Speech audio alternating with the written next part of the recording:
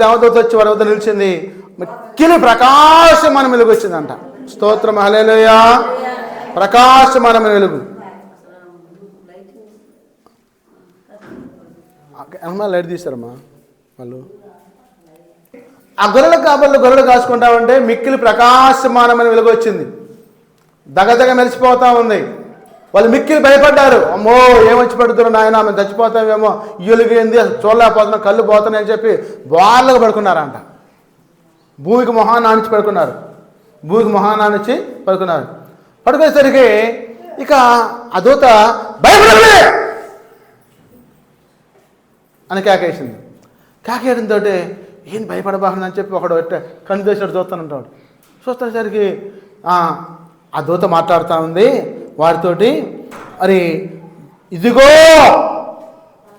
ఓ గొర్రెలారా, గొర్రెల కాపర్లారా, మందల కాపర్లారా, ఇదిగో మరి ప్రజలందరికీ కలగబో మహాసంతోషకరమైన సువర్తమానం నేను మీకు తెలియజేస్తున్నాను. స్తోత్రం, హల్లెలూయా. ఈ లోకం మొత్తానికి కలగబోయే మహాసంతోషకరమైన సువర్తమానం మీకు నేను తెలియజేస్తున్నా. మీకే మొట్టమొదటిగా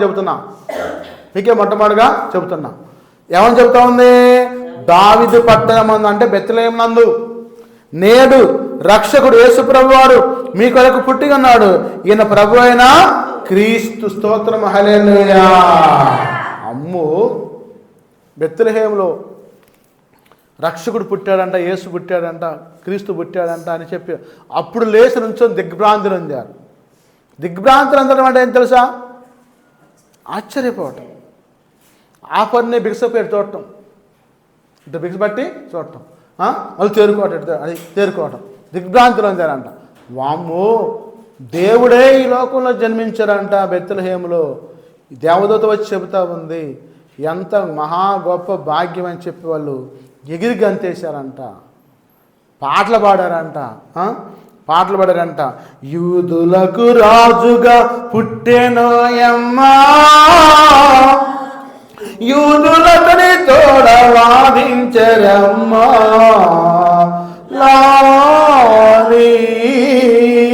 యూదులకు రాజు పుట్టాడు అని వాళ్ళు కేకలు వేసుకుంటూ గంతులు వేసుకుంటూ మరి ఆ వర్తమానం విని దానికి ఇదే మీ కానవారు. ఏంటి మాకేంటి నాయన, గుర్తేంటి నాయన, ఎక్కడ పెట్టాను మాకు గుర్తేంటి చెప్పు నాయన అని చెప్పంటే దానికి ఇదే మీకు ఆనవాలు అంటే గుర్తు. ఆనవాలు చెప్పు, గుర్తు చెప్పు అంటారు. అంటే ఒక శిశువు పొత్తి గుడ్డలతో చుట్టబడి ఒక తొట్టిలో పండుకున్నట్టు మీరు చూచెదరని వారితో చెప్పాను.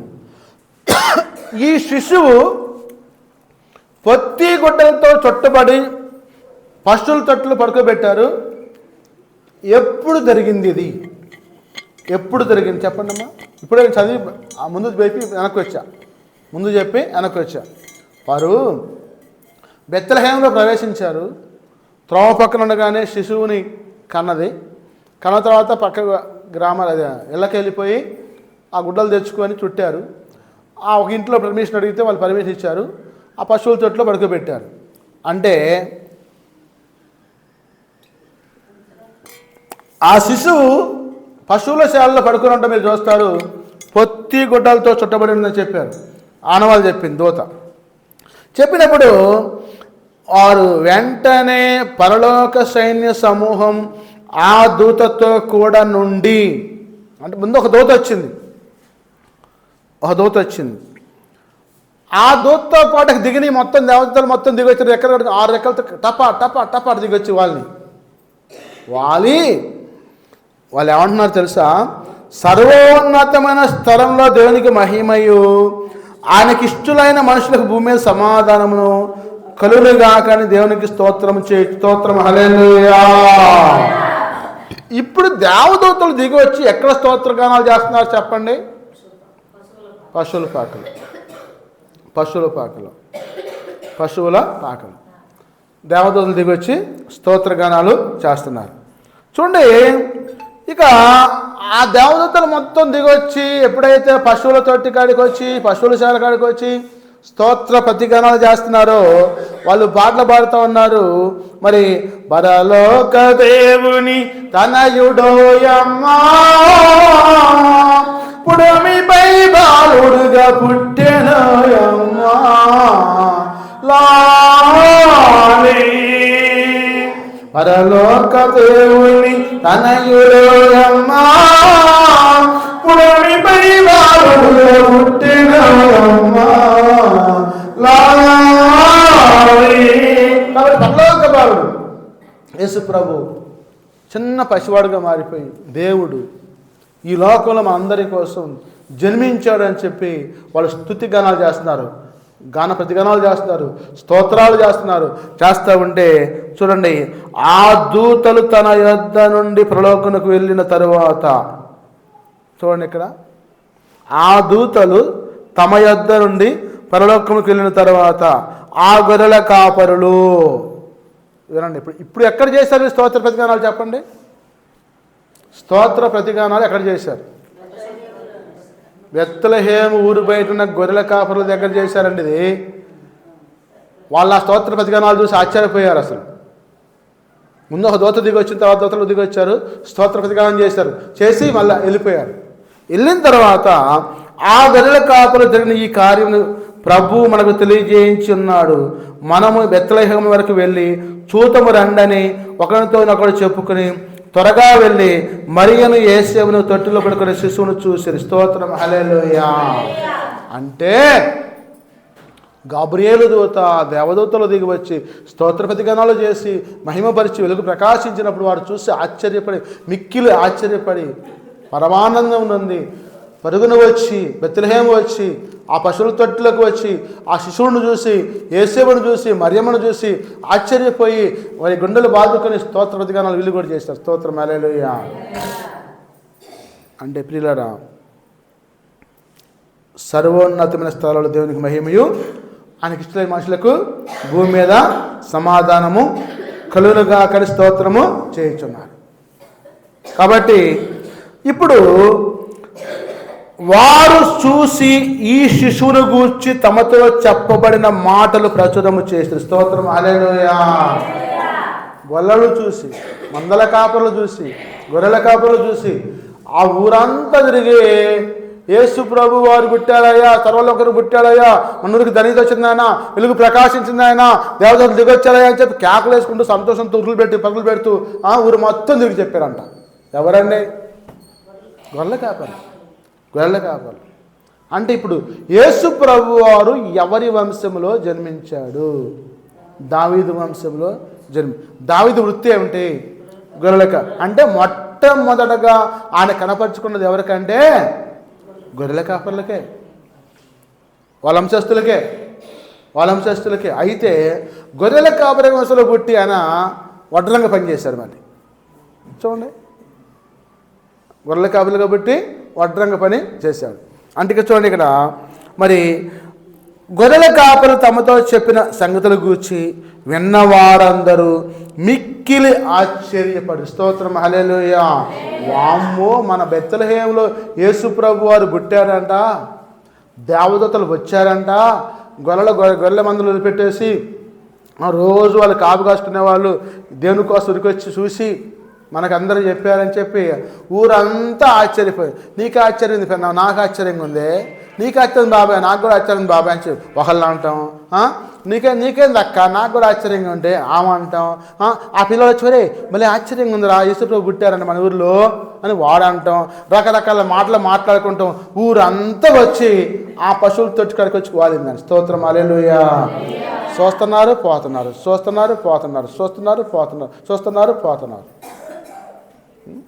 ఒక చోట నేను వెళ్తామంటే జనం గుమ్ముగూడి ఉన్నారు. గుమ్ముగూడు ఉంటే ఏంటి అంత గుమ్ముగూడు వరకు ట్రాఫిక్ జామ్ అయిందని ఏం చూస్తామంటే ఏం లేదు, ఒక పిచ్చోడు పైకి చూస్తాను, వాడు చుట్టూ దూరం చూస్తున్నారు అంతే. ఒక పిచ్చోడు నుంచొని పైకి చూస్తాడు, వాడు చుట్టూ జనం కూడా చూస్తున్నారు అంతే.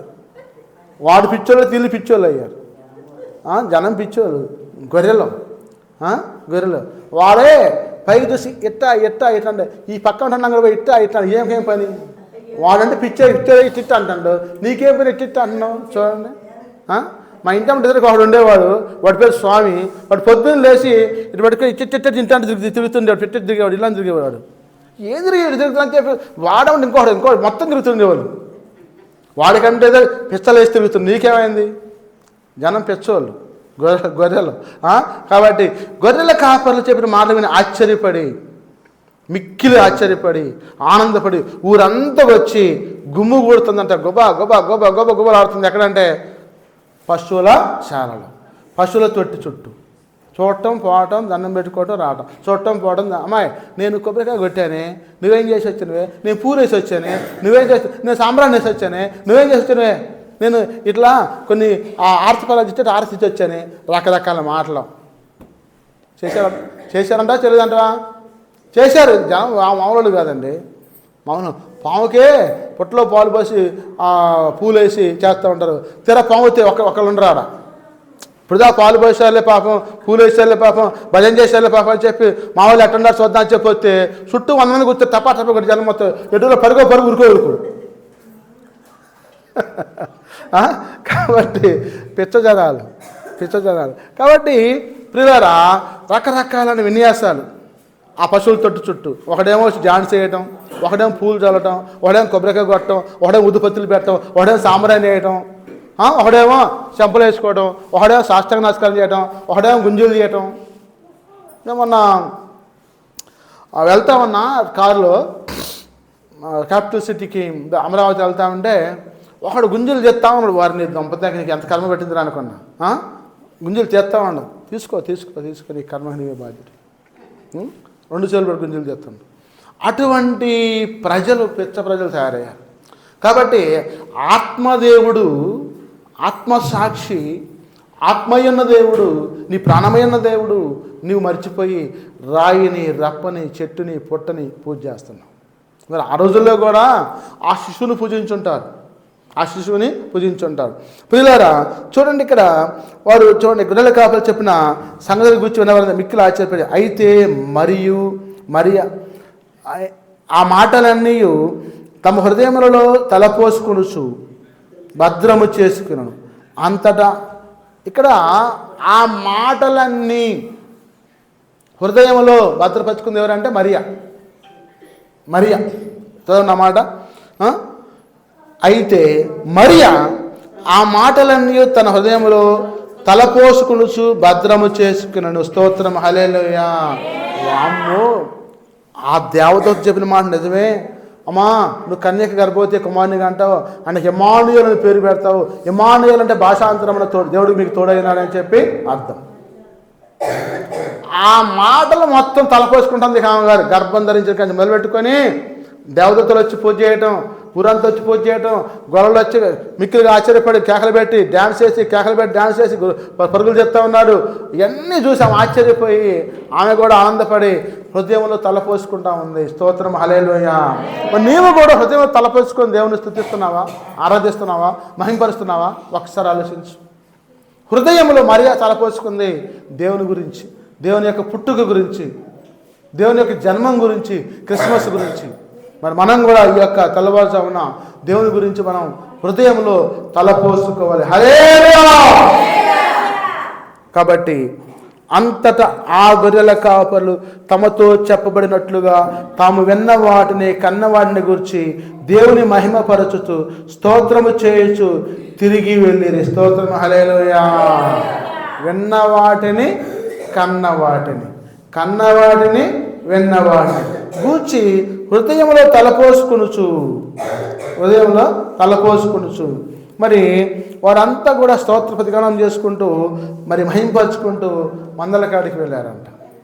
ఈ సంగతి జరిగిన తర్వాత మత్తయి సువార్తలో ఒక విషయం జరిగింది, చెప్తాను చూడండి. మత్తయి సువార్త 2వ అధ్యాయంలో చూద్దాం. 2వ వచనం. యూదుల రాజుగా పుట్టినవాడు ఎక్కడున్నాడు? తూర్పు దిక్కున మేము ఆయన నక్షత్రమును చూసి ఆయనను పూజింప వచ్చితమని చెప్పి. స్తోత్రం, హల్లెలూయా. అసలే తెల్లవారుజామున గొర్రెల కాడికి పోయి గొర్రెల కాపర్లతో దేవదూత మాట్లాడి చెప్తే గొర్రెల మొత్తం మంద కాపర్లు మొత్తం వచ్చి చూసి పూజ చేసిపోయారు. వాళ్ళు పూజ చేసిపోయిన తర్వాత ఇంకో 3 బయలుదేరారు. తూర్పు దేశపు జ్ఞానులు తూర్పు దేశ జ్ఞానులు బయలుదేరి తోక చుక్కను చూసి నక్షత్రాన్ని చూసి ఆ నక్షత్రం దారి చూపిస్తామంటే వాళ్ళు యెరూషలేముకి వచ్చారు. యెరూషలేముకి వచ్చి ఆ హెరోదు మహారాజుతో అంటున్నారు, అయా నక్షత్రాన్ని చూసి వచ్చాం, స్టార్ వెలుగు, ప్రకాశమానమైన వెలుగు, మా సంఖ్యాశాస్త్రం గణకశాస్త్రం ప్రకారం కనుక్కొని మేము ఆ దేవుణ్ణి చూడాలని చెప్పుతున్నాం. ఆ దేవుడు మీ యొక్క కోటలో జన్మించాడా అని అడిగారు. ఏ దేవుడయ్యా, ఏ రాజు అయ్యా అన్నాడు ఆ హెరోదు. ఎందుకంటే నేనే రాజునైతే నాకంటే మించిన రాజు పడతాడు ఇంకా ఈ భూమి మీద అని చెప్పి వాడి బాధ అని అంటాడు. ఆ రాజు హెరోదు అంటాడు. హెరోదు అంటే ఏశావు, యాకోబు. ఏ తల్లి బిడ్డలు వీళ్ళు? యాకోబు సంతానం. యాకోబు ఏశావు ఎవరు సంతానం అండి? ఇస్సాకు సంతానం. ఇస్సాకు రెప్పగా పుట్టిన వాళ్ళు. ఇస్సాక్కి అబ్రహాం కుమారుడు ఇస్సాకు, ఇస్సాకు కుమారుడు యాకోబు. ఇస్సాకు రెప్పగా పుట్టిన వాళ్ళు యాకోబు. యాకోబు ఏశావు అన్నదమ్ములు. ఏశావు వంశస్థుడు హెరోదు. ఏశావు వంశస్థుడు హెరోదు. హెరోదు అంటే పరిపాలకుడు. హెరోదు అంటే పరిపాలకుడు. గొర్రెల కాపర్లు అంటే గొర్రెలు కాసుకునేవాళ్ళు. ఇక్కడ రెండు తెగలుగా చెబుతున్నాను. ఒక తెగ పరిపాలించేవాళ్ళు, ఇంకో తెగ ఏమో పశువులు కాసుకొని గొర్రెలు కాసుకొని జీవించేవాళ్ళు. కాబట్టి ఇప్పుడు ఈ అబ్రహాము సంతానం నుంచి ఇస్సాకు సంతానం నుంచి యాకోబు యాసేవు వచ్చారు. ఈ ఏసేవు నేతను వంశం నుంచి వచ్చిన వాడు ఎవరంటే హెరోదు మహారాజు. కాబట్టి చూడండి ఇక్కడ మరి ఈ మాటల గురించి వాళ్ళు అడిగినప్పుడు మేము తూర్పు దేశమున మేము ఒక నక్షత్రాన్ని చూసి వచ్చామయ్యా అని ఆ మాట అన్నప్పుడు హెరోదు మహారాజు అంటాడు, కలవరపడ్డాడంట. కలవరపడు ఏంటది అని కలవరపడ్డా అంటే ఆశ్చర్యపోవటం, కలవరపడటం. వామ్మో నేనే రాజునైతే నాకంటే రాజు అన్నాడా అని కలవరపడిని కొండల వైపు నా కన్నులెత్తునా, కలవరపడిని కొండల వైపు కన్నులెత్తునా, కన్నులెత్తునా. స్తోత్రం హల్లెలూయా. కాబట్టి ఇక్కడ కలవరపాడు. ఆ కొండే యేసు ప్రభు, ఆ బండే యేసు ప్రభు. కొండ, బండ, అండ ఆయనే. కాబట్టి ఇక్కడ కలవరపడ్డాడు. ఇక్కడ అప్పుడు అతడు యెరూషలేములో ఉన్న వారందరూ కలవరపడ్డారంట. అక్కడ యెరూషలేము యొక్క పట్టణం మొత్తం కూడా కలవరపడ్డది. బ్రైట్నెస్ పెంచుకో ఫోను. కలవరపడ్డప్పుడు రాజు ప్రధాన యాజకులను ప్రజలను శాస్త్రులను అందరినీ సమకూర్చి క్రీస్తు ఎక్కడ పుట్టునని వారిని అడిగను. అందుకు వారు యోదయ బెత్లెహేములోనే ఎలయనగా యోదయ దేశ బెత్లెహేమా నీవు యోదా ప్రధానంలో ఎంత మాత్రం అల్పమైన దానో కావు. ఇశ్రాయేలును నా ప్రజలను పరిపాలించే అధిపతి నీలో నుండి వచ్చును. స్తోత్రం హల్లెలూయా. అంటే ఆ శాస్త్రులు పరిసయ్యులు వీళ్ళందరూ కూడా ఆ గ్రంథాలు తీసి చూస్తే బెత్లెహేములో యేసు ప్రభు పుడతాడని చెప్పి వ్రాయబడదాయా, మీకా ప్రవక్త రాశాడు ముందుగానే అని చెప్పారు. చెప్పినప్పుడు ఇక ఈయన కలవరపాటు కలిగి మరి హెరోదు ఆ జ్ఞానులను రహస్యంగా పిలిచి ఆ నక్షత్రం కనపడిన కాలం వారి చేత పరిష్కారంగా తెలుసుకొని, ఏమండి జ్ఞానులు గారు ఎప్పుడు చూశారు ఈ నక్షత్రాన్ని? అయా మేము చూసి ఇప్పటికి ఒక వారం 10 రోజులు అయింది. ఈ నక్షత్రం పుట్టింది, మేము సంఖ్యాశాస్త్రం చూస్తున్నాం. ఆ వారం నుంచి మేము వంటలు ఎక్కించుకొని ఆ వంటలతో నడుచుకుంటూ వచ్చాం. వచ్చాక ఇప్పుడు అయింది. కానీ నక్షత్రం వచ్చి మరి ఇక్కడ ఆగింది. మీరు వచ్చి అడిగాం, మరి ఇక్కడ మీరు లేదంటున్నారు కాబట్టి మేము బయటకు వెళ్తున్నామని చెప్పి వచ్చారు. వస్తే నక్షత్రం వీళ్ళు మళ్ళీ వెళ్తా ఉంది, వీళ్ళు దానితో పాటు వెళ్తా ఉంది. అప్పుడు ఆయన అంటాడు రహస్యం పిలిచాయా, మీరు నక్షత్రాన్ని కనుక్కుంటే ఆ శిశువు కనుక్కుంటే నాకు కూడా వచ్చి చెప్పండి, నేను వచ్చి పూజ చేస్తాను. పూజ చేస్తారండి చేయడం. 2 సంవత్సరాల్లో పిల్లలందరినీ కూడా వాళ్ళు వచ్చి మళ్ళీ తిరిగి కబురు చెప్పబోయేసరికి చంపేశారు. మగ పిల్లల మొత్తాన్ని కూడా చంపేశారు. చూడండి ఇక్కడ మరి ఆ శిశువు విషయమై జాగ్రత్తగా విచారించి తెలుసుకొనగానే నేను వచ్చి ఆయనను పూజించినట్లు వారు నాకు వర్తమానము తండ్రి అని చెప్పి వారిని బెత్లెహేమునకు పంపాను. స్తోత్రం హల్లెలూయా. ఇక ఆ తూర్పు దేశపు జ్ఞానులు నక్షత్రాన్ని కనుగొని ఆ దారి చూపిస్తూ ఉంటే వాళ్ళు బయలుదేరి అన్నే బెత్లెహేముకి వచ్చారు. బెత్లెహేముకి వచ్చారు. చూడండి ఇక్కడ, వారు రాజు మాట విని బయలుదేరిపోవచ్చునగా ఇదిగో తూర్పు దేశంలో వారు చూసిన నక్షత్రము ఆ శిశువు ఉన్న చోటికి మీదుగా వచ్చి నిలుచు వరకు వారికి ముందుగా నడిచెను. వారు ఆ నక్షత్రమును చూసి అత్యానంత భరితులై ఇంటిలోనికి వచ్చి తల్లి అయిన మరియను ఆ శిశువును చూసి సాగిలపడి ఆయన్ను పూజించి తమ పెట్టెలు విప్పి బంగారము సాంబ్రాన్ని బోలము కనులుగా ఆయనకు సమర్పించిరి. ఇక్కడ తూర్పు దేశపు జ్ఞానులు వచ్చి బెత్లెహేముకి వచ్చి మరి ఆ నక్షత్రం వచ్చి ఒక చోట ఆగింది. నక్షత్రం వచ్చి ఎక్కడ ఆగింది? బెత్లెహేములో పశువుల శాల పైన ఆగింది. అది ఇల్లు అని రాయబడింది, కానీ అంటే పశువుల శాల ఉన్న ఇల్లు అని అర్థం. అది ఏ ఇంట్లో అయితే పశువుల శాల ఉందో ఆ ఇంట్లో కాడికి వచ్చి ఆగింది. అప్పుడు ఆ ఇంట్లోకి వీళ్ళు ప్రవేశించి పశువుల శాల కాడికి వెళ్ళారు. ముగ్గురు జ్ఞానులు, తూర్పు దేశ జ్ఞానులు. వాళ్ళు బంగారం సాంబ్రాన్ని బోరం తీసుకొని మరి పెట్టెలు విప్పి దేవుని పూజ చేసి శాస్త్రంగా నమస్కారం చేసి ఆరాధించి మహింపరిచి మా జన్మ ధన్యమైంది నాయనా అని వాళ్ళు ఏడ్చి ప్రలాపించి ప్రార్థన చేసుకుని వెళ్ళారు. కానీ తిరిగి యెరూషలేముకి వెళ్ళాం. హేరోదుతో మాట చెప్పలేదు, ఎందుకంటే దేవుని యొక్క ఆత్మ వాళ్ళతో మాట్లాడి వచ్చిన దారిని బోండ్రా బాబా అని చెప్పి పంపించింది. వచ్చిన దారినే వెళ్ళిపోయారు, అంటే వేరే దారిన వెళ్ళిపోయారు, వేరే దారిన పడి వెళ్ళారు. కాబట్టి ఇక్కడ మరి అంటే యేసు ప్రభు వారి యొక్క జన్మదినం రెండవసారి చూశారు వ్యక్తులు ఎవరు? ఇప్పుడు ఇక్కడ బెత్లెహేం ఊరంతా చూసింది, ఫస్ట్ గొర్రెలు చూశారు, ఊరంతా చూసింది. మరి తర్వాత ఎవరు చూశారు? తూర్పు దేశపు జ్ఞానులు ఆ శిశువుని చూసి పూజించారు. మరి ఈ రాత్రి ప్రభు నీతో మాట్లాడుతున్నాడు. దేవుణ్ణి పూజించుటకు మహిమపరచుటకు నువ్వు వచ్చావు. నువ్వు ఆయనకు బంగారం ఇస్తున్నావా, సాంబ్రాన్ని ఇస్తున్నావా, బోళం ఇస్తున్నావా? ఏది సమర్పించుకో? హృదయాన్ని ఇస్తున్నావా? ఆలోచించు. దేవుడు ఇవన్నీ నాకు నీ హృదయం చాలమ్మా, నీ బంగారం వద్దు, ఎండొద్దు, మరి నీ ధనం వద్దు, ధాన్యం వద్దు, నీ హృదయాన్ని నాకు ఇవ్వు, నీ హృదయంలో నాకు చోటు ఇవ్వు అని మాట్లాడతాను.